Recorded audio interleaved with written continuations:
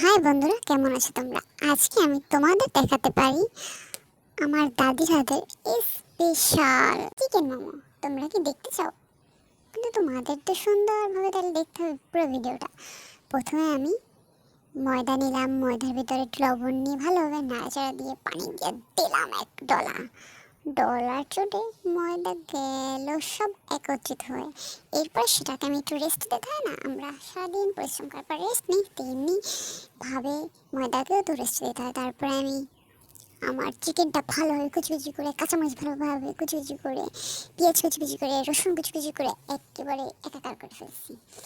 এরপরে ময়দাটা ভালো করে মাখাইয়া মাখাইয়া বেল্লা গোল গোল করিয়া কাচ্চা, এরপরে এরপরে ছোট ছোট করে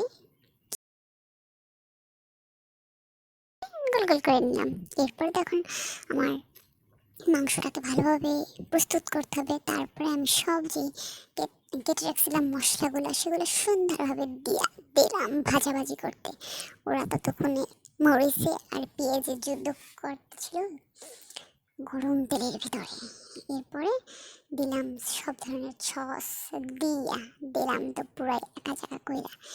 এরপরে মাংস দিয়ে দিলাম নাড়া। মাংস নাড়া মোমোর মাংসটার দিয়া যা না ঘেরান বের হয়েছে, আমি তো পাগল হওয়ার মতো।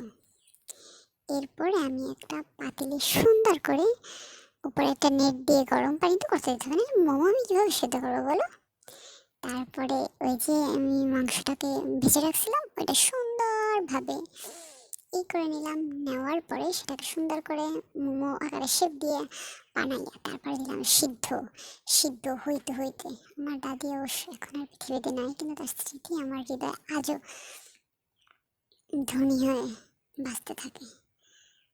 তার স্মৃতি আমি ভুলতে পারি না। এরপরে সস দিয়ে সুন্দর ডেকোরেশন। এবং আমার ছোট বাড়িটা দেখছো কি সুন্দর না আমার বাড়িটা, বলো।